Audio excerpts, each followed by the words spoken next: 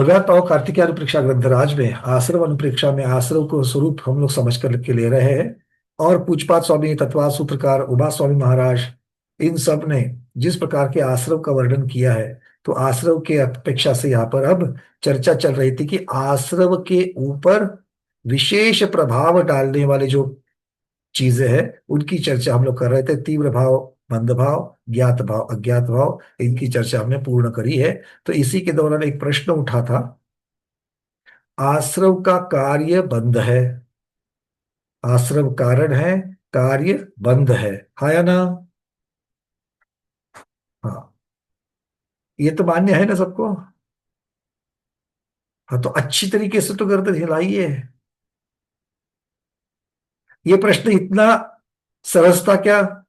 दूध में पानी मिलाते हैं क्या?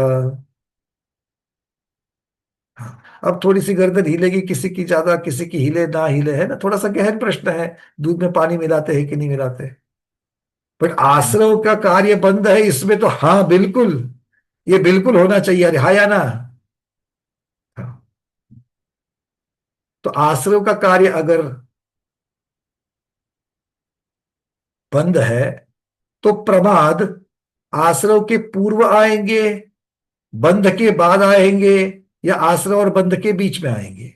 ये वाला प्रश्न पूछा था, याद है? चलिए, बहुत बढ़िया। तो क्या निकला? चिंतन क्या निकला? आश्रव के पहले है। आश्रव के पहले ऐसा कितने लोगों को लगता है? चलिए, तीन लोगों के हाथ ऊपर आ गए। जो लोगों के बटन नहीं दबेंगे वो नोटा में चला जाता है ना, नब दबाओ। ठीक है ना, मतलब वो उनका वोट जो है वो रजिस्टर नहीं होता है, तो बटन दबाएंगे तो वोट रजिस्टर हो जाएगा। कितने लोगों को लगता है कि ये आश्रव और बंध के बीच में है? पहले वाले हैंडल्स निकाल दो। आश्रव और बंध के बीच में है। दो या तीन, दो ना के बराबर है मतलब। दीपा दीदी, आपने पहले भी हाथ रखा था, अभी भी रखा है, कहाँ पर हो आपका? अच्छा, निकालना है, निकाल दो। अच्छा, बीच वाले में है। चलो, मतलब आश्रव और बंध के बीच में, ऐसा दीदी को कहना है। सुनीता दीदी, दो ही हाथ है कि जो कह रहे हैं कि आश्रव और बंध के बीच में है, और दो आ गए। बंध के पश्चात प्रभात का कार्य होता है, ऐसा कितने लोगों को लगता है? आश्रव और बंध ये विषय चल रहा है, इनकी अपेक्षा से कहना है। चलिए, किसी का नहीं, हाथ हाथ निकाल देना। जो लोगों को लगता था, अब आप अपना अपना उत्तर दे सकते हो कि प्रभात कहां पर आएंगे। प्रश्न सबको क्लियर है? चलिए, गंगवाल जी, आपसे शुरुआत करते हैं। प्रभात की भूमिका, आश्रव और बंध, इनके बारे में पूरी बतानी है। प्रभात प्रभात होने के बाद अश्रव होएगा। अश्रव प्रभात हुए तो ही अश्रव होगा। तो मतलब प्रभात अश्रव प्रमाद से पूर्वक पहले। आश्रय होता है, आपको ऐसा कहना है? हाँ, प्रमाद पूर्वक आश्रय होता है, प्रभात पूर्वक ऐसा अश्रव आपको होगा कहना है? और अश्रव तो के बाद पहले प्रमाद होगा, पहले प्रमाद होगा, फिर आश्रय होगा, और फिर आश्रय के पश्चात बंद होगा। चलिए, ऐसा इनको कहना है। और कोई जिनको उत्तर देना है वो? अच्छा, बीच में रखा था दीपा दीदी, आपने बताइए। नहीं, पहले ही होगा, प्रमाद पहले होगा, बाद में अस्त्र होगा और बाद में बंद होगा। पहले प्रमाद होगा, फिर आश्रय प्रमाद होगा, सहित फिर बंद प्रमाद होगा। सहित आश्रय होगा तो बंद होगा। चलो, तो सब लोगों ने आप पहले ही रखा है। हेमांगी दीदी, आप क्या कहना चाहती हो? वंदना भैया, आश्रव के कारण में प्रमाद आया है, मतलब प्रमाद होगी तो आश्रव होगा। तो पहले प्रमाद आएगी फिर आश्रव होगा। आश्रव के कारण में आया है। चलिए, राजकुमार शाह नाम से यहाँ पर है। अच्छा, रेखा दीदी का है। चलिए, रेखा दीदी बोलिए। आपने हाँ, पूरा हाथ से प्रमाद। अपना चेहरा जग ढक दिया था, बोलिए। नहीं, बटन चालू नहीं हो रहा है आज मेरा। कोई बात नहीं, आप बता दीजिए। हाँ, और प्रमाद की वजह से आश्रय होगा, इसीलिए प्रमाद पहले आएगा। दोनों एक हाँ, साथ भी। मतलब आप सब लोग वही कह रहे हो कि प्रमाद, उसके बाद आश्रव, आश्रव के बाद बंद, सब लोग ऐसा ही कह रहे हैं। अब मुझे वो चाहिए जो कह रहे हैं कि भाई आश्रव के बाद प्रमाद, प्रमाद के बाद बंद। सुनीता बज दीदी, बोलिए। वंदना भैया जी। भैया, ये जो प्रमाद है पहले, बाद में आश्रव आएगा, आश्रव के बाद बंद होगा, पर बंद के बाद फिर प्रमाद आएगा। बंद के बाद प्रमाद आएगा, तो वो तो चर्चा किस अपेक्षा से कह रहे हो आप बताइए। मतलब आश्रव से बंद जुड़ा हुआ है, बंद होते ही कार्य पूरा हो गया, तो कार्य पूरा होने के बाद जो प्रमाद आएगा वो दूसरे आश्रव के कारण होंगे। हाँ, वो दूसरे आश्रव है के ना, मतलब कारण। बंध के बाद वाला जो प्रमाद है उसकी चर्चा वहां पर वो तो वैसे ही रखना ही करके रखा हुआ है उसको, तो वो फिर अगले आश्रव का कारण बन जाएगा वो, ठीक है, इस अपेक्षा से। चलिए सोल दीदी बोलिए। वंदना भैया जी। भैया जी यहाँ पे जो आप प्रमाद के विषय में पूछ रहे हैं, हमारा जो उस पे थॉट प्रोसेस चला वो ऐसा है। जो पहले तो क्या हो रहा है, पूर्व के कर्मों के उदय के कारण राग द्वेष ये भाव हो रहे हैं, और यहाँ पे जब जीव प्रमाद पूर्वक उन राग द्वेष भावों में जिनका उदय हुआ है उनमें इंडल्ज होने का प्रमाद करता है, एंड दैट इज वाई उसको नया आश्रय होके कर्म बंध होता है। तो जो आप पॉइंट कह रहे हैं ना कि कर्म बंध के पहले भी वो प्रमाद करता है, वो वैलिड है। क्योंकि अगर हम प्रमाद मतलब सावधानी नहीं सावधानी रखेंगे, और जो कर्म उदय के रूप में राग द्वेष आदि भाव हो रहे हैं, विभाव भाव, उसमें अगर हम नहीं जाएंगे तो नए आश्रयों को हम रोक सकते हैं। सो डेफिनेटली हम इसका नहीं मतलब रोक। आपने भी वही कहा कि भाई प्रमाद जो है वो आश्रव के पूर्व, मुख्यता से आश्रव से पूर्व होगा, यही कहना ना आपको दीदी? हाँ, आश्रव के पहले प्रमाद। हाँ वही, क्योंकि वो प्रमाद ही तो निमित्त है ना आश्रव का नए। चलिए, राइट, राइट, तो थैंक यू। प्रमाद, प्रमाद के बाद आश्रव, आश्रव के बाद बंध होगा, ठीक है। ये सांप्रदायिक आश्रव की ही चर्चा चल रही है, सब लोग इस तरीके से समझ लेना, क्योंकि चर्चा हम लोगों ने वही से लाई है। क्योंकि आश्रव तो प्रमाद निकल जाने के बाद भी होता है कि नहीं होता है? हमेशा प्रमाद ही आश्रव का कारण होवे ये जरूरी है क्या? ये प्रश्न अभी आप लोगों के लिए है। हाँ जी प्रमोद जी, क्या कहना चाहते हो? क्योंकि तेरहवें अनुष्ठान में भी होता है, वहां तो प्रमाद नहीं है। बहुत सुंदर, मतलब जब इरियापद आश्रव में अगर आप चले जाओगे तो वहां पर तो प्रमाद वाली कोई भूमिका बनेगी नहीं, फिर भी आश्रव तो हो ही रहा है। तो सांप्रदायिक आश्रव की चर्चा अगर हम लोग करें तो सांप्रदायिक आश्रव में प्रमाद, सांप्रदायिक आश्रव में प्रमाद जो है वो वहां पर कार्यकारी नहीं है। अब प्रमाद में जो कषाय है, वो कषाय तो 10वें गुण स्थान तक चलती है, किंतु 7वें में अप्रमत्त कहा कि नहीं कहा? 7वें गुणस्थानवर्ती मुनिराज को, तो 7वें गुणस्थानवर्ती अगर मुनिराज अगर प्रमत्त से निकल करके अप्रमत्त हो गए हैं, तो 8वें 9वें 10वें में तो अप्रमत्त ही है। तो इसका मतलब है वहां पर वो उपस्थिति की अपेक्षा से भले वहां पर करे जाए किंतु कार्यकारी नहीं है। और जब प्रमाद कार्यकारी नहीं होते हैं तो फिर वो आश्रय के लिए कारण बनेंगे क्या? चलो इसके ऊपर थोड़ा सा विचार कर रहे हैं। अब और एक मैं आप लोगों को चिंतन दे रहा हूं। प्रमाद आश्रव के पूर्व ही होवे ये एकांत नहीं है। प्रमाद आश्रव के पूर्व ही होवे ये एकांत नहीं है। आश्रव और बंध के बीच में प्रमाद हो सकते हैं क्या? मुख्यतः चीज इसी के ऊपर हमको विषय लेकर के चल रहा है। यहां पर हम लोग आधार लेंगे द्रव्य, क्षेत्र, काल और भाव का। किसमें? आश्रव और बंध में जब तुलना करेंगे, आश्रव और बंध दोनों अलग अलग है कि नहीं है? आचार्यों ने दो अलग अलग तत्व रखे हैं, दो अलग अलग पदार्थ रखे हैं, दोनों का भी अपना अपना स्वरूप है, तो इसलिए दोनों अलग है। अब आश्रव से बंध, उसके बीच में कितना अंतर होता है समय की अपेक्षा? आश्रव होने के पश्चात कितनी देर के बाद बंध होता है? मतलब काल की अपेक्षा में दोनों में अंतर डाल रहा हूं मैं। विजय ठोलिया दीदी, कितना कितना समय बीच में चला जाता है? आश्रय और बंध, प्रणाम भाई साहब, सादर वंदना भाई साहब। आश्रय और बंध एक समयवर्ती है। बहुत बढ़िया। आश्रय और समय, आश्रय और बंध एक ही समय है, एक समयवर्ती है। इसका मतलब है उस काल की अपेक्षा आश्रय और बंध में कोई फर्क है क्या? नहीं है। द्रव्य की अपेक्षा आश्रय और बंध में फर्क है क्या? द्रव्य की अपेक्षा आश्रय और बंध में क्या फर्क है? फर्क है तो कौन सा है? फर्क नहीं है तो क्यों नहीं है? ये चर्चा हो चुकी है हमारी, थोड़ा सा बटन दबाइएगा आ जाएगा। हेमांगी दीदी। भैया हमने जो आश्रव किया है कर्मों का, वही कर्म बंध में आएंगे, उसमें फर्क नहीं पड़ेगा। इसका अर्थ क्या हो गया? द्रव्य रूप से अगर हम देख जाएंगे तो आश्रव और बंध में फर्क है क्या? नहीं है। क्यों नहीं है? क्योंकि जिन पुद्गल वर्गणा को विसर्जोच्चय रूप से नो कर्म या कर्म रूप में परिणत होना, जिसको हम आश्रव कहा, उन्हीं का बंध होगा। उनको छोड़ करके और किसी तीसरे का बंध हो रहा है क्या? नहीं। जो परिणत हो रही है उन्हीं का बंध रूप परिणाम हो रहा है, मतलब द्रव्य भी नहीं है। अब क्षेत्र की चर्चा करते हैं। क्षेत्र की अपेक्षा फर्क है क्या?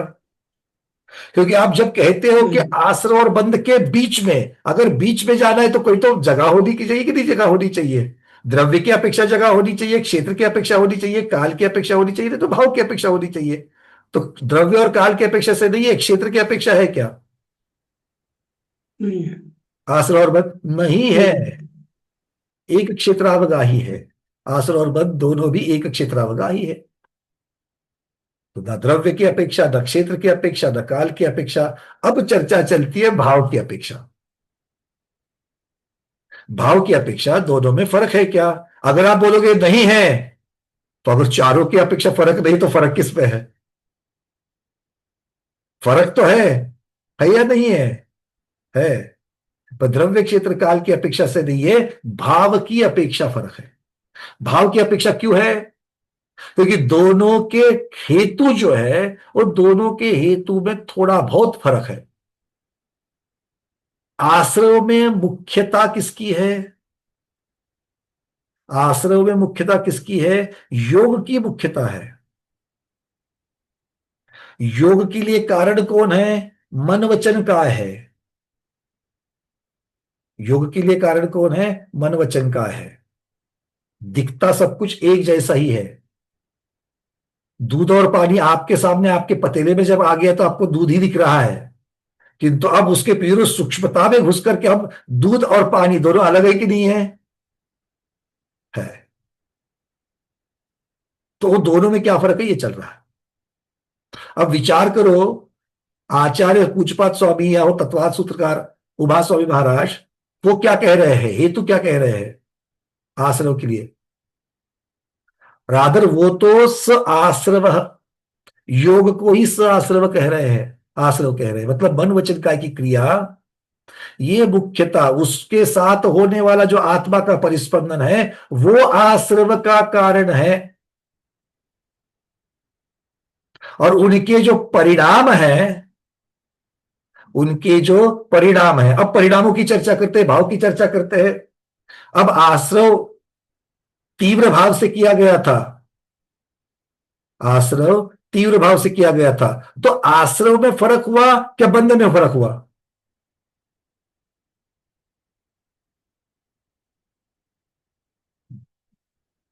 विचार क्या जा रहा है? आश्रव तीव्र भावों से किया। अभी जो सारे हैं तीव्र, मंद, ज्ञात, अज्ञात, चार ही को लगाना है हमको पहले, और दो तो आने वाले हैं। तो तीव्र परिणामों से, तीव्र भावों से अगर मैं आश्रव करूंगा, आचार्य भगवत पूज्यपाद स्वामी यहां पर कह रहे हैं कि ये विशेष प्रभाव डालने वाले हैं। तो विशेष प्रभाव किस पर डालने वाले हैं? आश्रव के ऊपर। मतलब आश्रव की परिभाषा तो नहीं बदल रही है, ना स्वरूप बदल रहा है, आश्रव के कार्य के ऊपर।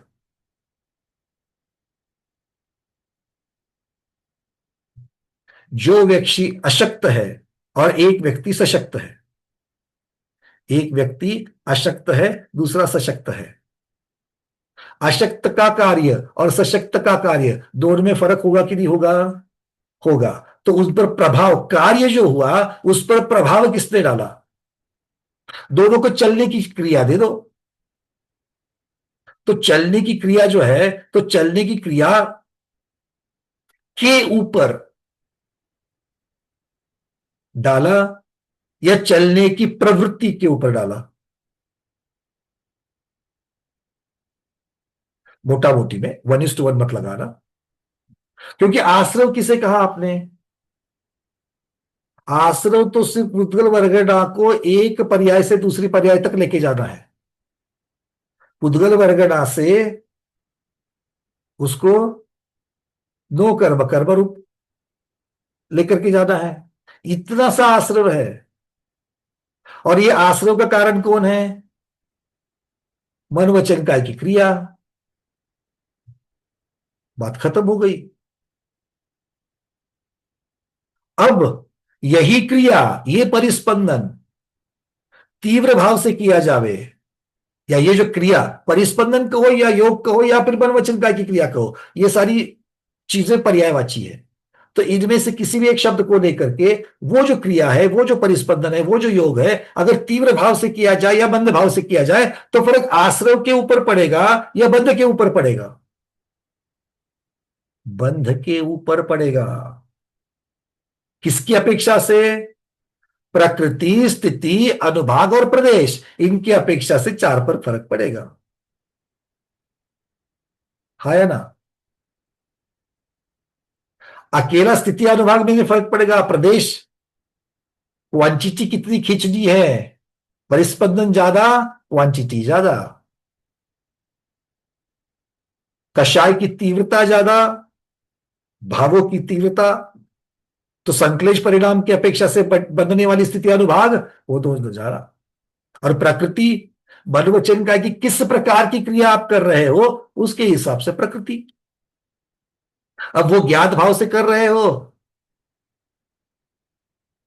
पुण्य की कर रहे हो, पाप की कर रहे हो, घाती कर्म की है, अघाती कर्म की है, कौन सी है भाई? फर्क लग रहा है कि नहीं लग रहा है सुनीता दीदी? या बिल्कुल। तो प्रमाद ने फर्क किसके ऊपर किया? आश्रव के ऊपर किया। क्योंकि अगर आप कल वाली पूछपाछ स्वामी वाली अगर बात सामने अगर आएगी, क्योंकि क्या है ना, हम लोग आश्रव भावों से होता है, आश्रव भावों से होता है, आश्रव भावों से होता है, इसके ऊपर हम लोग पकड़ करके बैठे हैं। अच्छा, आश्रव संगियों को ही होता है, जिनके पास बुद्धि है, विवेक है, मन है, भावमन है। ये जिनके पास नहीं है उसको भी होता है। एकेंद्री को भी तो आश्रव होता है, होता है। अब एकेंद्री के आश्रव के साथ लगा लो,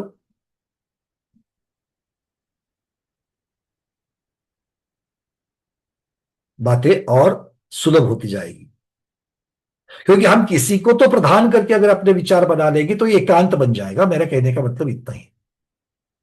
अब ये जो अभी इसको छोड़ना नहीं है, रुको, पकड़ के रखो। अब भाव हो रहे हैं। अब भाव आचार्य भगवान कह रहे हैं, आचार्य भगवान ने भावों को किसके साथ लगाया? विशेष के साथ लगाया। मतलब आश्रव साधारण की अपेक्षा से कार्य रूप परिणत होगा या विशेष की अपेक्षा से कार्य रूप परिणत होगा? क्योंकि एक बात प्रमाद निकल जाए, एक बार कषाय निकल जाए तो आश्रव फिर भी हो रहा है,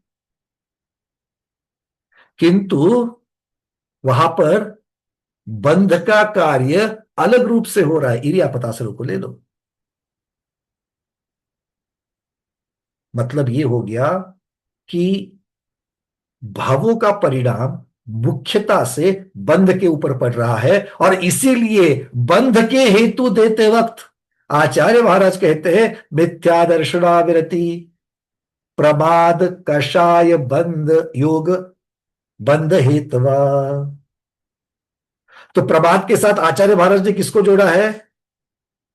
इनकी प्रेजेंस में, जब इनके हेतु की अपेक्षा से ये इनके साथ में जब बंध होता है तब बंध में विशेष हो जाता है। भाई सबको समझ में आ रहा है? आश्रव बहुत प्लेन चीज है। आश्रव बहुत प्लेन चीज है, प्रक्रिया है। उद्गल वर्गणा को लेकर के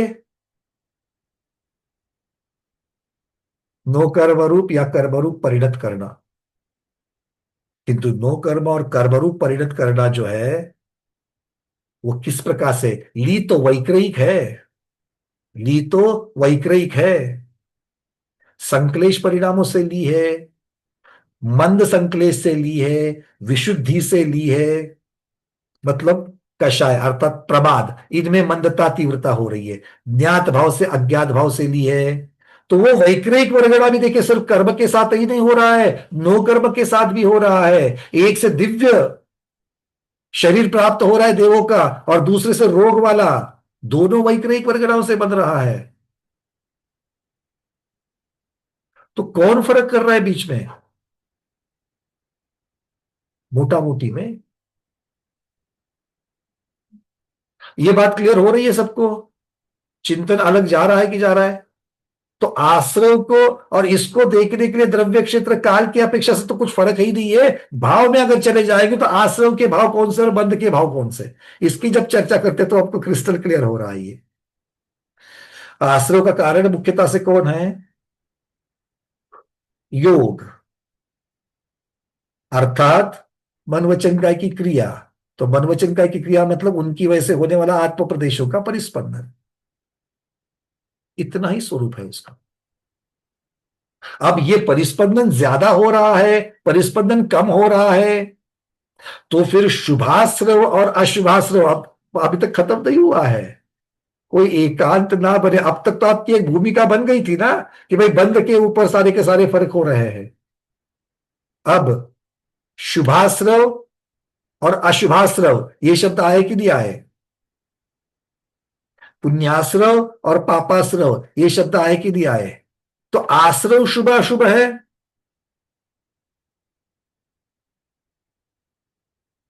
आश्रव पुण्य पाप रूप है। पुण्य और पाप तो खैर सीधे सीधे बंध रूप है, क्योंकि कर्म प्रकृति और नो कर्म की अपेक्षा से पुण्य और पाप उसको फल की अपेक्षा से कह दिया, तो उनकी तो चर्चा बंद नहीं आए। किंतु शुभस्य शुभ और अशुभस्य अशुभ ये जब कहा गया, ये भी कार्य की अपेक्षा से वर्णन आता है। शुभ परिणामों से आश्रव होवे, अशुभ परिणामों से आश्रव होवे, ये कथन करने की पद्धति है। शुभ परिणामों से घी वाली रोटी, बिना घी वाली रोटी,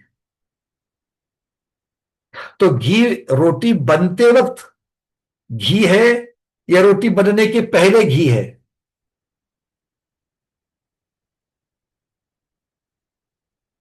रोटी बनते वक्त या रोटी बनने के बाद? सेकते वक्त ही अगर आप लगा दोगे नहीं तो सेकने के पश्चात, मतलब रोटी ये जो उसका जो रूप, कार्य रूप रोटी जब बनने वाली है उसको आप घी लगाने वाले हो, या फिर वो बनते वक्त घी लगाने वाले हो, घी की वजह से रोटी।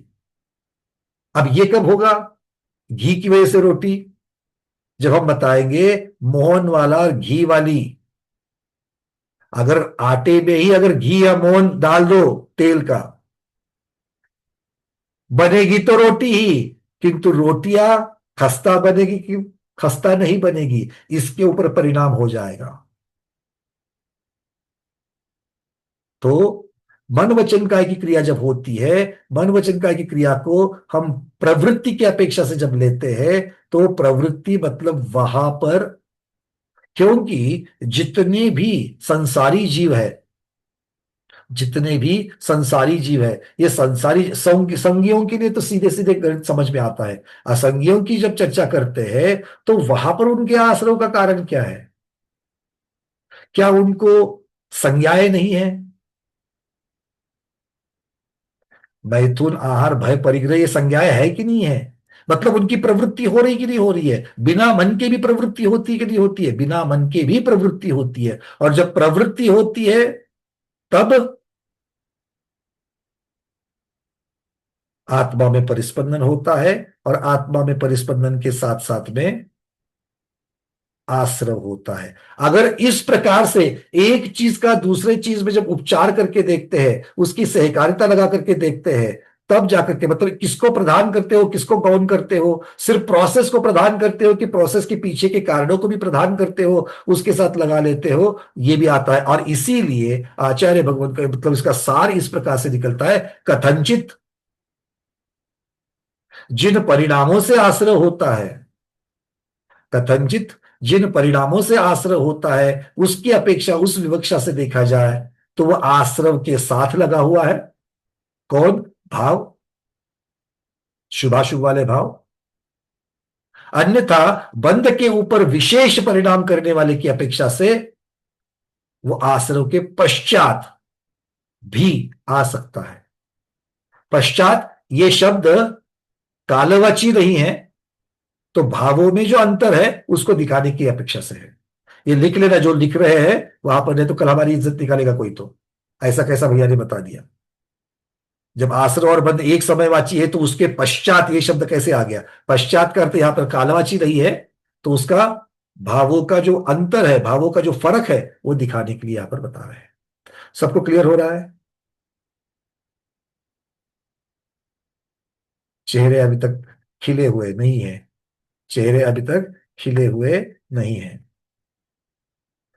कथनचित आश्रव के साथ, इसीलिए आचार्य भगवान जब कहते हैं, विशेष की जब चर्चा कर रहे थे, जब अज्ञात की चर्चा जब कर रहे थे, तब उन्होंने वहां पर एक शब्द लगाया था, और वो था अज्ञान और प्रमाद के कारण। अज्ञात भाव कब बन रहे हैं? अज्ञात भाव कब बन रहे हैं? अज्ञात भाव कब बन रहे हैं? तब उन्होंने कहा था कि मद, अज्ञान और प्रमाद के कारण बिना जाने प्रवृत्ति करना अज्ञात भाव है। तो अज्ञात भाव का स्वरूप बता दिया, अज्ञात भाव का कारण बता दिया, और वो कारण किसका है? विशेष प्रभाव डालने की अपेक्षा से है। तो विशेष प्रभाव कब पड़ा? विशेष प्रभाव भावनाओं के अंतर की वजह से पड़ा। काल की अपेक्षा, द्रव्य की अपेक्षा, क्षेत्र की अपेक्षा से कोई भी बदलाव नहीं हुआ। तो यहां पर भाव की अपेक्षा से उत्तर आएगा। और कथनचित आश्रव के साथ, और कथनचित आश्रव पर परिणाम करने की अपेक्षा से, आश्रव के भाव अपेक्षा पश्चात, इस प्रकार से इसका उत्तर दिया जाएगा। मैं थोड़ा सा ये आप लोगों से उम्मीद कर रहा था कि किसी को तो वो पहले, और ये सारी चर्चा पहले हो चुकी, हमारे सामने एक प्रश्न आया था, बहुत ही विद्वान, ऐसी एक कोई संघस्थ किसी ने हमें वो प्रश्न किया था। एक स्वाध्याय का क्लास खत्म होते होते वो प्रश्न आया था, तब इसके ऊपर ये सारी चर्चा अपनी हुई थी। खैर, आज उसकी अपेक्षा से रिव्यू हो गया। अब थोड़ा सा आगे बढ़ते हैं। हाँ, इसको 2-3 बार सुनने के बाद में आपको अगर और कोई विशेष जिज्ञासा होती तो चर्चा करेंगे। अभी एक थोड़ी सी बात यहां पर मैं आपको ले रहा हूं कि ये सारे क्या है, तीव्र भाव, मंद भाव, ये सारे विशेषता के कारण है। और विशेषता के कारण इतने हैं क्या? नहीं, आचार्य भगवान आगे कह रहे हैं, वो कहते अधिकरण वीर्य विशेषभ्यस्तत विशेष, अर्थात अधिकरण की अपेक्षा और वीर्य विशेष की अपेक्षा से भी उसमें फर्क आ जाता है। तो ये अधिकरण क्या है? अधिकरण क्या है ये बताने के लिए आचार्य भगवान आगे लेकर के चलते हैं, और वो कहते हैं अधिकरणम जीवा जीवा, अधिकरणम जीवा जीवा। थोड़ा बहुत पढ़ते वक्त ये जो सूत्र है, जो संस्कृत जानते हैं उनको थोड़ा सा अटपटा नहीं लगा? व्याकरण की अपेक्षा देखो इसको, अधिकरणम जीवा जीवा, ये एक वचन है, द्विवचन है, बहुवचन है, क्या है ये? इतना तो समझ में आएगा। दीपा दीदी, क्या है ये? बहुवचन है। बहुवचन है, शब्द तो बहुवचन है, वहां विसर्ग आ गया। पर यहां पर तो जीव और अजीव दोनों की ही तो चर्चा चल रही है, दोनों की चर्चा चल रही है ना, पर जीव और इधर अजीव। विसर्ग आया, एक काना देके एक विसर्ग आया, बोले तो बहुवचन का जीवा है, गुप्त जीवो, मार्ग। जीवा जीवो, ये बन रहा था। द्विवचन करने के लिए बहुवचन क्यों किया? जीव और अजीव दोनों की चर्चा है। जीवा अधिकरणम जीवा जीवौ, इस प्रकार से बन जाता।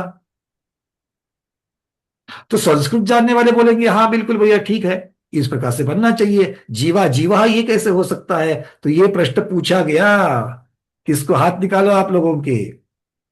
ये प्रश्न पूछा गया पूछपात स्वामी को। मैं कोई व्याकरण का बड़ा ज्ञाता नहीं हूं। ये प्रश्न पूछा गया पूछपात स्वामी को, शिष्य ने। वो शिष्य जो पूछने वाला था ना, वो व्याकरण का जानकार था। तब आचार्य भगवान पूछपात स्वामी कहते हैं, भले बात जीव और अजीव की चल रही हो, किंतु यहां पर उसके द्रव्य की अपेक्षा नहीं, उनकी पर्याय की अपेक्षा से चर्चा चलनी है, क्योंकि प्रकरण अधिकरण का है।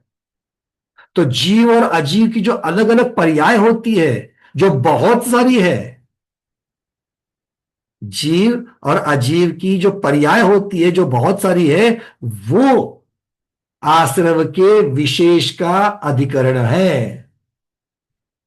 और उन पर्यायों की अपेक्षा, जीव अजीव की पर्याय की अपेक्षा से यहां पर शब्द आ गया जीवा जीवः। क्यों? क्योंकि वो बहुत सारी है, इसलिए बहुवचन बनना स्वाभाविक है। भाई समझ में आ गई बात? ये बहुत सारे आप लोग जो प्रश्न करते हो, और इसको पहले क्यों रखा, उसको बाद में क्यों रखा, इसको ऐसे क्यों किया, ये सब पूछ पाछ स्वामी आप लोगों के लिए बता रहे हैं। और जब खुद होकर के बताते हैं तब आप लोग बोलते हैं कि इसको बताने की जरूरत नहीं है, हमें तो ऐसा प्रश्न ही नहीं आया था। तो जिनको प्रश्न आया था उनके लिए महाराज बता रहे हैं। ठीक है, चलिए। हाँ अर्चना दीदी, क्या हो गया? हाँ वंदना भैया जी, अधिकरण का इधर पे मतलब जो आधार साधन अच्छा इनके द्वारा, अच्छा साधन इस प्रकार इनके से द्वारा, द्वारा के द्वारा बोलते थे जो हम उसमें व्याकरण में वो हो गया ना, के आश्रव द्वारा। अधिकरण का आधार, आधार मतलब आश्रव का आधार क्या है, आधार मतलब यहां पर क्या कहेंगे? अच्छा साधन। अच्छा। तो हाँ विशेष प्रभाव डालने वाले साधन कौन? जीव की पर्याय और अजीव की पर्याय। तो जीव की पर्याय कौन सी है? तो आचार्य महाराज ने बड़ा सुंदर लंबा चौड़ा सूत्र दे दिया। आद्यम सरंभ समारंभारंभ योग कृतकारितानुमत कषाय विशेषे स्त्री स्त्री स्त्री चतुष्कशः। आद्यम मतलब अधिकरण में जीव और अजीव, ये जो दो शब्द लिए थे, उसमें आद्य कौन सा हो गया? अरे बोलो। जीव और अजीव शब्द बोलते हो, जीवाजीव बोला, उसमें आद्य मतलब पहला कौन सा है? जीव। तो जीव के बता रहे हैं, जीवाधिकरण बता रहे हैं। जीवाधिकरण मतलब जीव के निमित्त से, जीव के आधार से, जीव के साधन, जीव को साधनभूत मान करके जीव की जो जो पर्याय होती है, उनका आश्रव के ऊपर क्या विशेष प्रभाव होता है, तो वो बता रहे हैं। क्या बताया? संरंभ समारंभ आरंभ योग कृत कारित अनुमत। कुछ अटपटा नहीं लगा? कुछ भी अटपटा नहीं लगा? यही तो अपनी प्रॉब्लम है। अच्छा, आप सीधे सीधे बोलो, सूत्र को छोड़ दो, सीधे सीधे बोलो। क्या बोलते थे डॉक्टर शैला दीदी? क्या बोलते थे बोलो? संभ्रम आरंभ बोलते थे भाई, बहुत जगह पर बोलते हैं। वो प्रतिक्रमण करने में भो प्रभो, हाँ। वो भो में भो बोलते हैं ना, वो हमको डर लगता है बड़ा। आद्य सर्व अगर समारंभ ऐसा योग हुआ कर्तन। होगा, वैसा हुआ होगा, गारंटी नहीं कि हुआ है करके। हम्म, सच्चे देव शास्त्र गुरु का अभिनय हुआ होगा, है ना। वो एक मराठी वाला संस्करण हमने देखा, हम्म, मराठी वाला जो पढ़ते हैं ना, भो प्रतिक्रमण, जो छोटा प्रतिक्रमण पढ़ते हैं, खऱ्या देवशास्त्र गुरुचा अभिनय झाला असेल, झाला असेल, हुआ होगा। अरे अगर हुआ नहीं होता तो कब तक चले जाते? चलो। हुआ है, बोलो ना, हुआ है, हुआ होगा क्या? चलो वो बात नहीं है, किंतु वहां पर क्या बोलते हो जरा बोलो तो? संरंभ आरंभ समारंभ। आद्य सर्व समारंभ योग कर्तन अनुमत सूत्र नहीं कषाय। चाहिए मेरे को, सूत्र नहीं चाहिए, वो प्रतिक्रमण में जो बोलते हैं वो चाहिए। सुमन दीदी क्या बोलते हो? संभारंभ संभारंभ आरंभ मन वचन वो तो आलोचना आ गई, नहीं नहीं नहीं, अरे नहीं हुआ था। स्मिता दीदी क्या बोलते हो, बोलो जरा। सरम समारंभ आरंभ क्रोध मान मायालोभ माया प्रमाद लोग। इत्यादि विभावांच्या द्वारे। अरे वो तो हो गया, आपने कृत करता बोलना को तो लिया ही नहीं। हाँ कृत सरम आरंभ समारंभ सर्व कृत कारित अनुमोदना कृतज्ञ अनुमोदना जरा क्रोध मान माया इत्यादि लोभ विभावांच। प्रमाद कृतकार्य प्रमाद इत्यादि विपद, मैंने प्रमाद मन इत्यादि वचन काया अब क्या पाप। यहां पर प्रश्न ये उठता है कि वहां पर तो हम सरंभ समारंभ आरंभ के बाद आरंभ कृतकारित अनुमोदना करके सीधा लगा अनुमोदन। करके ले लेते हैं, कृतकारित अनुमोदना को लगा करके लेते हैं उसको। और यहां पर आचार्य महाराज ने दोनों के बीच में योग को डाल दिया। सूत्र को देखो, सूत्र में संरंभ समारंभ आरंभ योग कृत कारित अनुमोदन, और बीच में योग को डाल दिया। योग अलग एंटिटी है कि नहीं है? योग अलग बात है। समरंभ समारंभ आरंभ जो है, इनके छोड़ करके कृतकार्य अनुमोदना, इनको छोड़ करके बीच में योग को डाल दिया। ये बात समझ में आ रही है? और ये बात आपने और हमने तो नहीं पकड़ी, किंतु शंकाकार ने पकड़ ली। उन्होंने पूछा, महाराज जी ये योग क्यों बीच में डाल दिया आपने? तब पूछपात स्वामी कह रहे हैं, योग का संबंध अगर हम योग को बाद में डालते, कृतकार्य अनुमोदना के बाद डालते, तो पढ़ने वाले को यह भ्रम हो सकता है कि उस योग का संबंध सिर्फ कृतकार्य अनुमोदना से है, संरंभ आरंभ समारंभ के साथ उसका संबंध नहीं है। और इसीलिए दोनों के साथ संबंध दिखाने के लिए योग को बीच में डाल दिया। ये संस्कृत की पद्धति है। बीच में जो शब्द डाले जाते हैं उनका संबंध दोनों से है। एक तरफ लक्ष्मण एक तरफ सीता, बीच में जगत के पालनहारी, ऐसा एक गीत है। उसका स्वाध्याय नहीं कराऊंगा मैं, वो गीत है। रामचंद्र जी को बीच में खड़ा कर दिया, एक साइड में लक्ष्मण जी है, एक साइड में सीता जी है, दोनों के साथ इनका संबंध है। एक भार्या है, दूसरे भ्राता है। वैसे योग को बीच में खड़ा कर दिया, संरंभ आरंभ समारंभ को एक साइड कर दिया और कृतकार्य अनुमोदना को दोनों साइड लगा दिया। इन सब के साथ में योग का संबंध है, ये बता दी। और इसका संबंध किसके साथ है? आगे आने वाली कषाय के साथ भी। तो इस प्रकार से आचार्य भगवान कह रहे हैं कि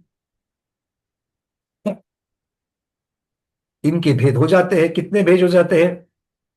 तो बोले स्त्री स्त्री स्त्री चतुष्कशः।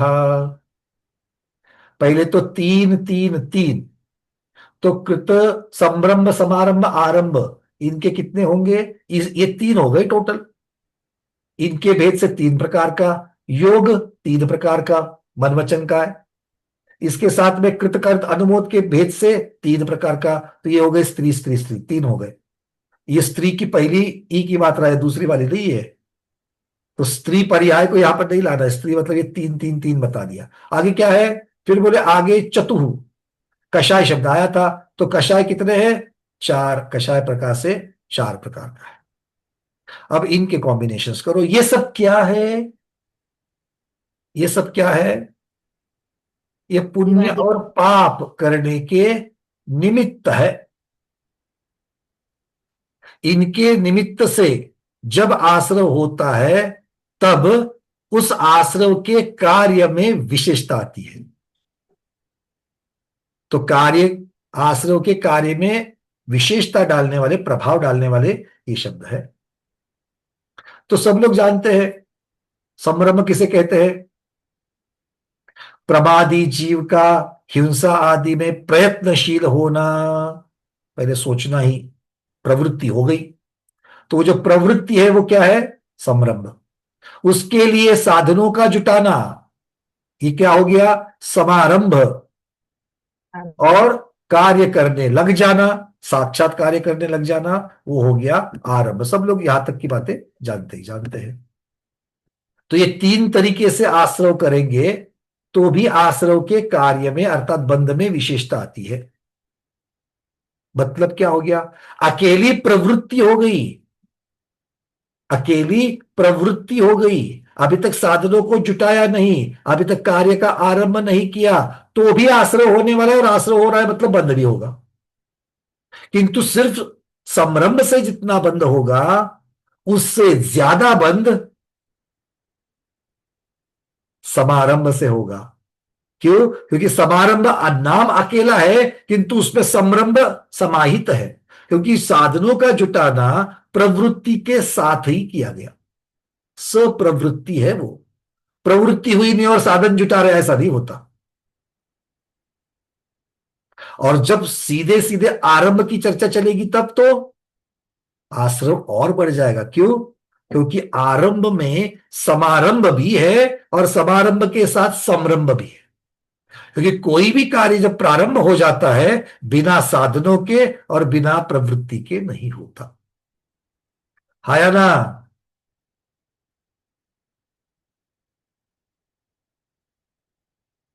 समय चिकरजी में आसोज के महीने में जाकर के सिद्ध चक्र विधान करना है। अभी विधान प्रारंभ हुआ है क्या? नहीं। किंतु उसके लिए सामग्री जब जुटाई जाएगी, कौन सी? रिजर्वेशन के लिए जब टिकट रिजर्वेशन करने के लिए जाओगे, तो बिना प्रवृत्ति के जाने की इच्छा नहीं है, फिर भी जाकर के रिजर्वेशन कटाओगे? नहीं। और वहां पहुंच करके जब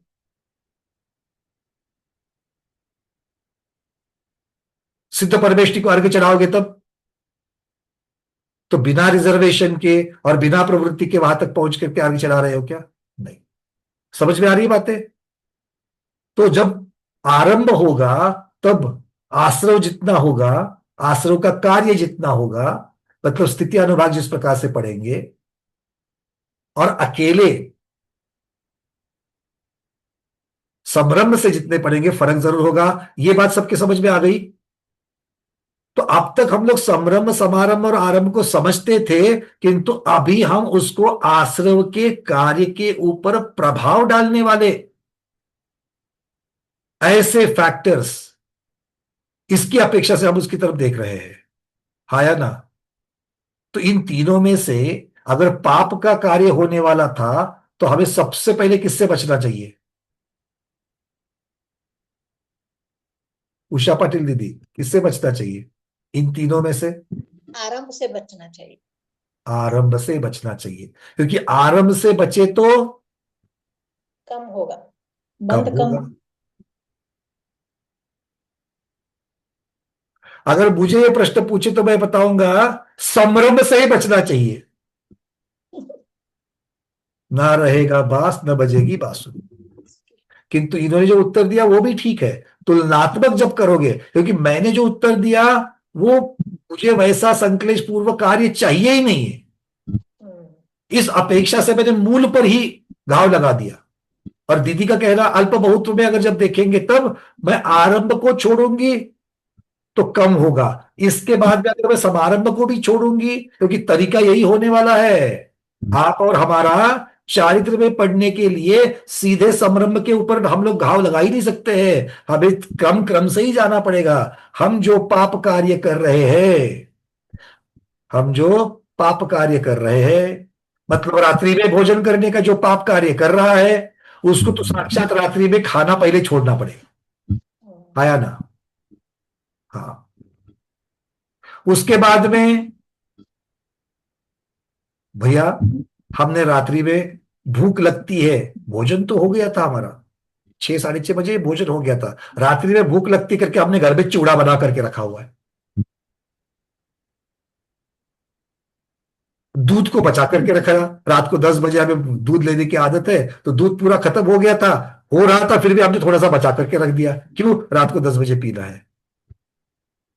हम जुटा रहे हैं सामग्री को, कल से वो चूड़ा बनाना और दूध रखना साइड में, ये भी जब बंद हो जाएगा तो कहां से रात में खाओगे? जब घर में चीजें ही नहीं है तो कहां से खाओगे रात में? सही बात है। तो समारंभ को खटखट खटक उसको कंट्रोल कर दिया, तो आरंभ अपने आप कंट्रोल होना ही होना है। और हमें करना क्या है? अभी तक आश्रय हो ही रहा है, रात में खाने की प्रवृत्ति को ही निकालना है। किंतु जो सीधे सीधे रात में खाने की प्रवृत्ति को जो नहीं निकाल पा रहे हैं, खत्म नहीं कर पा रहे हैं, वो उल्टा रास्ता पकड़ ले। जो अनुवृत्ति बैठे उनकी चर्चा नहीं है ना? जो अनुवृत्ति बैठे उनकी चर्चा नहीं है। अरे हाँ बोलने के लिए थोड़ा तो सोचो, दूध के धुलो। अनुवृत्ति ऐसे भी तो बैठे ना छूट वाले, नियम लेने से पहले छूट क्या रखनी है इसका पहले विचार होता है। हाँ या ना? हाँ। तो वो जो जो छूट रखी है ना, वो छूट से भी बचना है। क्या संलेखना ऐसी लोगे? हम संलेखना चारों प्रकार के आहार का त्याग, किंतु इसकी छूट नहीं ना। अब उसकी तरफ बढ़ने का समय आ गया है। अब तक की बातें बहुत थी, छूट के साथ में रख दिया, अब उस छूट को भी कम करना है। तो चलो पहले 3 4 समारंभ में जाते थे तो तीनों चारों विवाह में खाते थे रात को, उसकी छूट रखी थी, अब उसको कम कर दो। चलो बातें आपके समझ में आ रही, और डिटेल्स में जाने की जरूरत नहीं। तो समरंभ, समारंभ और आरंभ, जिसको आचरण में आगे बढ़ना है, सबसे पहले आरंभ को पूर्णता से बंद कर लो। अब ये जो चीजें हैं, जिसको लगाओ, जो आलू खाते हैं, जो प्याज खाते हैं, जिन्होंने दोनों छोड़ा है किंतु अभी तक गाजर खा रहे हैं, अभी तक मूली खा रहे हैं, उनके बारे में पहले खाना बंद कर दो, बाद में घर में लाना बंद कर दो। और जिसकी तैयारी है वो घर में लाना ही बंद कर दो, तो खाना अपने आप बंद हो जाएगा। घर में मूली आएगी नहीं तो मूली का पराठा कहां से बनेगा? अच्छा, मूली का पराठा कुछ दूसरे तरीके से बनता है क्या? बनता है। अच्छा, आलू का पराठा आलू नहीं है तो बना सकते हैं क्या? भैया हम केले से बनाते हैं। क्या बोला? भैया हम केले से बनाते हैं। कोई बात नहीं, वो केले का पराठा हो जाएगा शुरुआत में। उसको आपको पता है कि नहीं मालूम नहीं है, जो मनोविकार तज्ञ होते हैं ना, जो साइकाइट्रिस्ट जिनको कहा जाता है, वो इस प्रकार से करते हैं। जिनकी नशा छुड़वानी है, तंबाकू आदि जिनको छुड़वाना है, बहुत कोई तो अगर मान लो तंबाकू खा रहा है, खैनी खा रहा है, गुटखा आदि खा रहा है, उसको वो थोड़े दिन के लिए उसको बोलते कि आपको जब भी बहुत ऐसी प्रवृत्ति हो जाए कि अभी मुझे खाना ही है, उस समय अपने मुंह में सौंफ डाल देना। तुलनात्मक कम कर दिया उन्होंने। ठीक है, तो इस प्रकार से ये सारी चीजें हैं। समरंभ अगर निकाल दोगे तो हमें समरंभ और आरंभ को तो छोड़ना है। प्रवृत्ति जाते जाते थोड़ा सा समय लग जाएगा, किंतु प्रवृत्ति भी जाती है। और प्रवृत्ति जाती है, इसका सबसे बड़ा उदाहरण क्या है? आप और मैं, किसी को नॉनवेज खाने की प्रवृत्ति हो रही है क्या? सीधी बात सिद्ध हो गई। ऐसी गलत प्रवृत्तियां, हिंसक अशुभ प्रवृत्तियां समूल नाश हो सकती है। यह सबसे बड़ा उदाहरण है। हम, आप और हम, दूसरे की चर्चा ही नहीं है। बातें क्लियर हो गई? अब इससे उल्टा ये संकलेश वाली बात हो गई थी। अब थोड़ा पुण्य वाली बात, जहां पर हमारा पुण्य कम पड़ता है, बोलते हैं भैया थोड़ा पुण्य कम पड़ गया। कोई बात नहीं, जो दूसरी प्रतिमा में है और तीसरी में जाना चाहते हैं, फर्क क्या पड़ रहा है? सिर्फ एक सामायिक का तो पड़ रहा है। हाँ, पर भैया वो क्या है ना, वो उतने समय के लिए और हर रोज करनी करनी निरतिचार। अभी निरतिचार करनी है तो प्रवृत्ति तो करो, जिसको हम अभ्यास रूप अभ्यास रूप अभ्यास रूप बोल रहे हैं। तो समारंभ तो करो, समारंभ की तरफ चलो, कभी कभी बैठना भी शुरू करो। और जब अभ्यास होते होते दोनों की पूर्तता हो जाएगी तो आरंभ भी शुरू कर दो, तो तीसरी प्रतिभा अपने आप हो जाएगी। हाँ या ना? अब यही बात किसकी हो जाएगी? पहली प्रतिभा से दूसरी से तीसरी में जाना बहुत सरल है। दूसरी से तीसरी में जाना, चौथी में जाना, पांचवी में जाना, एक बार सबसे बड़ा अड़ंगा है दूसरी। उसके लिए तैयारी हो जाए ना, आगे आगे आगे सातवीं तक जा सकते हैं। फिर सातवीं थोड़ा सा, क्योंकि बहुत सारी चीजों से निवृत्ति किए बिना फिर सातवीं से आगे नहीं बढ़ सकते। खैर, चर्चा यहां पर उसकी रही है। तो बात सबके समझ में आ गई। संरंभ, आरंभ, समारंभ और आरंभ। अब आगे चलते हैं। कृतकार्यता अनुमोद, ये तो सबको पता है। कर्ता की अपेक्षा स्वयं करना है। तो कृत कारित मतलब क्या है? दूसरे के द्वारा प्रयोग किया किंतु उसके पीछे की प्रेरणा हम है, ये कारित हो जाएगा। और अनुमोदना, जो दूसरा कर रहा है उसको सपोर्ट करना, उसकी उसके प्रति अपना मानस दिखाना कि हाँ ठीक है। इस प्रकार से ये अनुमत लग गया। अब यहां पर आचार्य भगवान कहते हैं कि ये हो गए 3 और 3 6। इसके साथ 3 और 3 अगर लगा देंगे तो 9 हो जाएंगे, है ना, क्योंकि इनके कॉम्बिनेशंस बनते हैं। किसके साथ में? कषाय के साथ में। क्रोध को ले लो तो क्रोध के साथ में पहले कृत को ले लो, और कृत के साथ में मन वचन काय में से काय को ले लो, क्योंकि सबसे पहले कंट्रोल काय के ऊपर आता है, फिर वचन और फिर मन के ऊपर आता है। तो पहले काय को ले लो। तो क्या क्या हो गया? तो बोले क्रोध, कृत, काय, समरंभ। छोड़ने की अगर अपेक्षा से देखा जाए तो ये तो पुण्य की अपेक्षा से हो गया। पाप की अपेक्षा से देखेंगे तो सबसे पहले हमें किसके ऊपर आघात करना है? तो क्रोध, कृत, काय और आरंभ। क्रोध को स्वयं शरीर के द्वारा करना, साक्षात करना, इसको बंद करना है। अब क्रोध को मन से, वचन से, काय से कैसे करते हैं आप लोगों को पता है। जिसको पता नहीं है वो क्लासेस ज्वाइन कर ले। काय से क्रोध कैसे करते हैं, पटका पटकी कैसे करते हैं, वचन से क्रोध का गाली गलौज कैसे करते हैं, अपमानस्पद शब्द कैसे बोलते हैं। और प्रवृत्ति तो प्रवृत्ति है ही, बिना प्रवृत्ति के तो कुछ होता ही नहीं है। आ गई बात समझ में। तो सबसे पहले क्या बंद करना है। हाथ में जो है वो फेंक कर मांगने मारने की, अगर इतने क्रोध अगर आपको आ रहा है, देख लो। दूसरों को हमको ऑब्जर्वेशन नहीं करना है, खुद को करना है। अगर क्रोध के आवेश में आपको ऐसा हो रहा है कि आपके दांत नीचे जा रहे हैं, आपके हाथ पांव चलना शुरू करते हैं, तो समझ लेना बहुत करने की आवश्यकता है। सबसे पहले काय के ऊपर कंट्रोल आना चाहिए। उसके बाद वचनों के ऊपर, कितना भी गुस्सा आए मुंह से कोई गलत शब्द नहीं जाना चाहिए। और ये हो सकता है। ये करना ही चारित्र है, ये करना ही चारित्र है। अगर ये आ गया और उपवास करने नहीं आया तो भी जल्दी मोक्ष हो जाएगा। क्या कह रहे हैं। अगर सब आरंभ के ऊपर, काय के ऊपर, वचनों के ऊपर और कृतकारित के ऊपर, इन सब के ऊपर अगर कंट्रोल आ गया, हर एक में से दो दो को ले लो।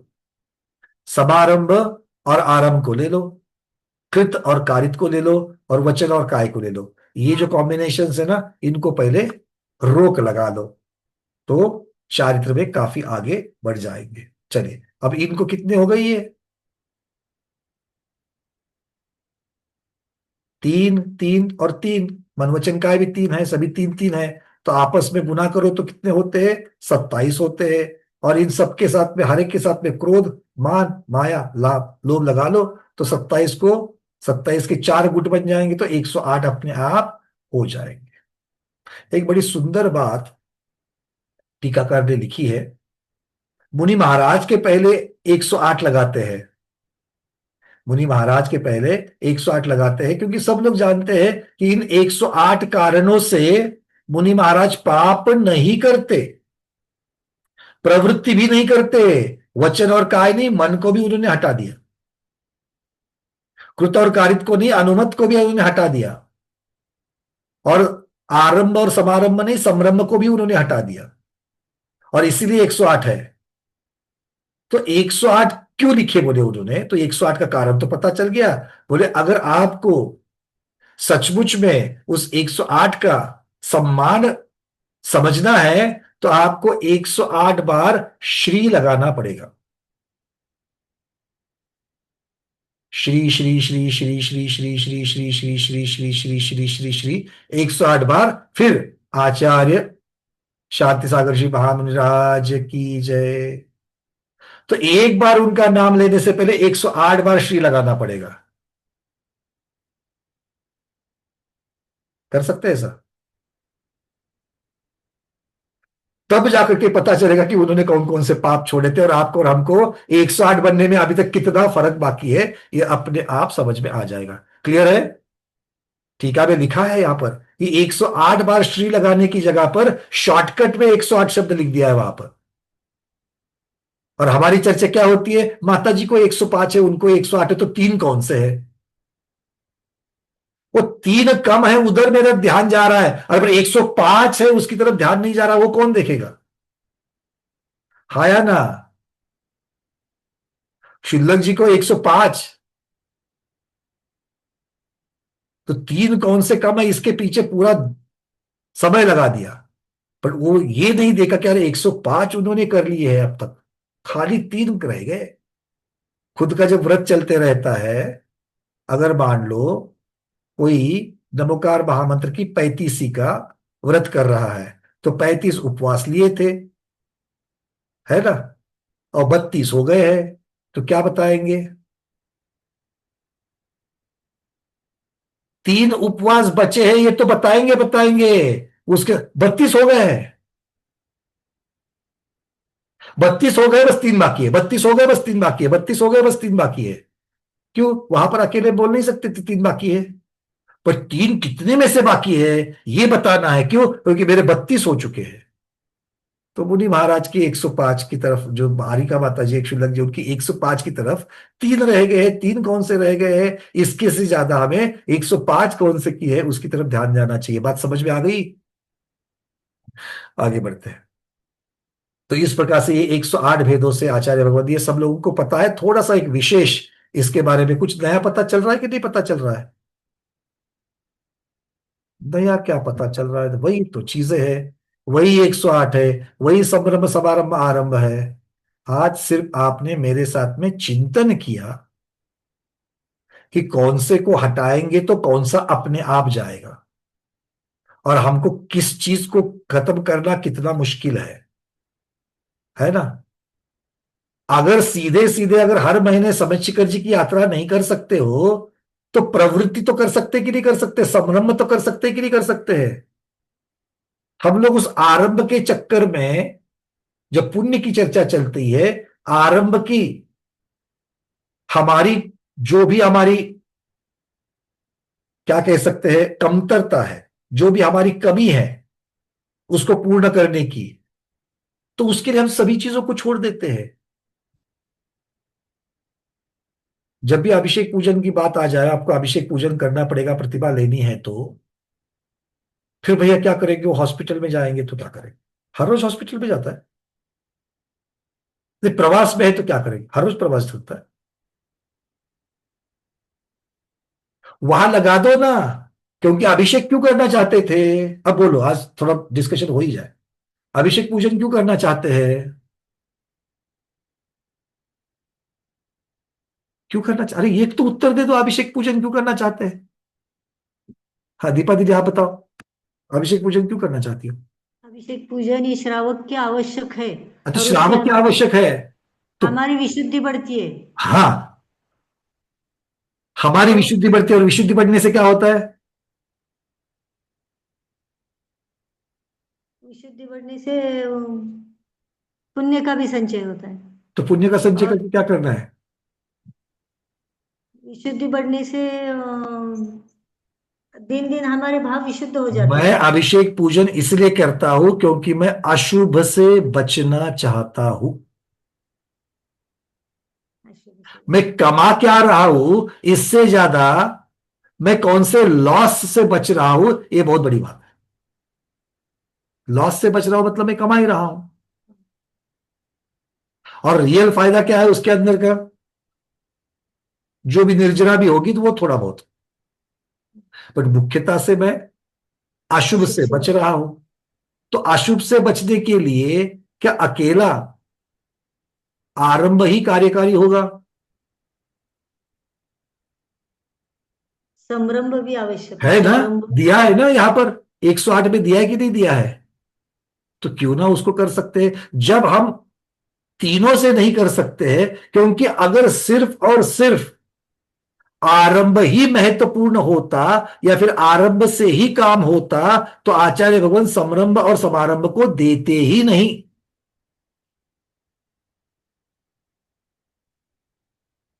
बात समझ में आ रही है?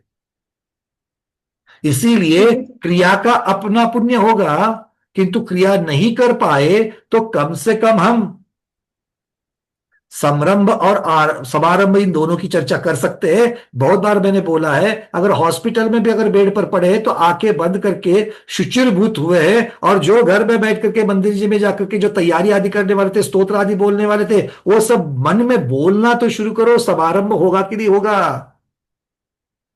साधनों को जुटाना होगा कि नहीं होगा? अरे जरूर होगा। प्रवास की तो बात ही बहुत छोटी है, मैं तो बेड पर पड़े पड़े आप बात कर रहा हूं मैं। सुबह सुबह ऑपरेशन रखा है डॉक्टर ने 7:30 बजे, और दिमाग में चल रहा है, अरे बाप रे, वो ओटी में लेकर के जाएंगे, वो पहला रखेंगे, पता नहीं कहाँ कहाँ से क्या करेंगे, एनास्थिसिया देंगे तो क्या कैसा चलेगा। अरे ये सब आर्त ध्यान करने से है। सुबह 7 बज गए, ऑलरेडी मेरा अभिषेक का समय हो गया है, आंखें बंद करके तुमको जो करना है कर लो। वैसे भी तुम लोग एनास्थिसिया देने के बाद क्या करने वाले हो, मुझे पूछ के करने वाले हो क्या? धीरे से काटो या जोर से काटो, जो भी करना आप लोग अपना करने वाले हो। तो मैं तो अपनी क्रिया में लग जाऊं। मैं अपनी आंखें बंद करके श्री जी को मस्तक पर उठा करके उनको मैं पांडुशिला पर विराज कर रहा हूं, सारे मंत्र बोल रहा हूं, अपने मन में मंत्र बोलते बोलते बोलते बोलते कब एनास्थेसिया होगा और कब ऑपरेशन पूर्ण होगा समझेगा भी नहीं।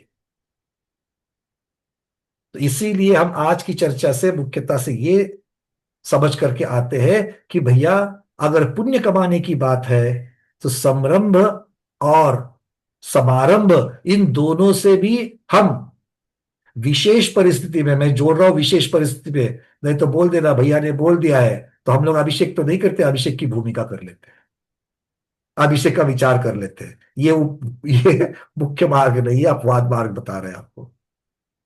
और जब पाप की चर्चा चलेगी तो पाप की अपेक्षा से जब है भैया मैं पूरा का पूरा तो प्रवृत्ति से बाहर निकल नहीं पाता अशुभ की, बट मैं आरंभ को तो और समारंभ को तो मैं पूरा का पूरा बंद करने का प्रयास जरूर कर सकता हूं। ये दोनों को पूरा कंट्रोल करके फिर मैं अपने संरंभ के ऊपर काम करना शुरू कर दूंगा, क्योंकि वो बड़ा मुश्किल है। अनादिकाल से अनेक भवों से हम पर जो संस्कार होते आए हैं उसको छूटने में समय लगेगा। भावना तो अच्छी है, क्लियर हो रहा? तो इन संरंभ आरंभ समारंभ को सिर्फ शब्दों की अपेक्षा से मत देखो, ये हर रोज आश्रव, ये एक नहीं दो नहीं, सारे के सारे आश्रव पर विशेष प्रभाव डालने वाले फैक्टर्स है। इसीलिए तू नहीं तो तू सही, तू नहीं तो तू सही, जो मिलेगा उसके सहारे, क्योंकि ये क्या है, ये निमित्त है, ये सहारा है, ये आधार है, ये अधिकरण है, इसको पकड़ करके हमें मोक्ष मार्ग पर आगे चलना है। क्लियर है? आज किसी ने हमको मैसेज डाल दिया। सिद्ध चक्र विधान में, हाँ बोलिए बोलिए सिद्ध दीदी। चक्र विधान में जो पूजा रखी है उसमें 128 अर्घ्य इसके ही है, संरंभ बिल्कुल इन्हीं समारंभ आरंभ कॉम्बिनेशन, मनन। इन्हीं कॉम्बिनेशंस की अपेक्षा से है, पर प्रॉब्लम वही हो गया दीदी कि हमने अर्घ चढ़ा करके संतुष्ट हो गए। अर्घ चढ़ाकर क्योंकि जब अर्घ चढ़ाने का इतना सम्मान दिया है, अर्घ किसको चढ़ाते हो, सम्मान है उसी को तो अर्घ चढ़ाते हो ना। तो जिसको इतना सम्मान दिया उसके बारे में चिंतन ही नहीं किया, यही हमारी भूल है। हम सम्मान करके उधर उनको बिठा देते, कहां पर, गंधकुटी में विराजमान करके देते हैं, बस वो वहां है मैं यहां हूं। मानता हूं तो अद्वैतवाद को मानता हूं कि भगवान में और मुझ में कोई फर्क नहीं है। ये मानते हो कि नहीं मानते हो? बिल्कुल मानते हैं, किंतु वैसा करने के लिए वहां तक जाने का रास्ता ही बंद कर देते हो।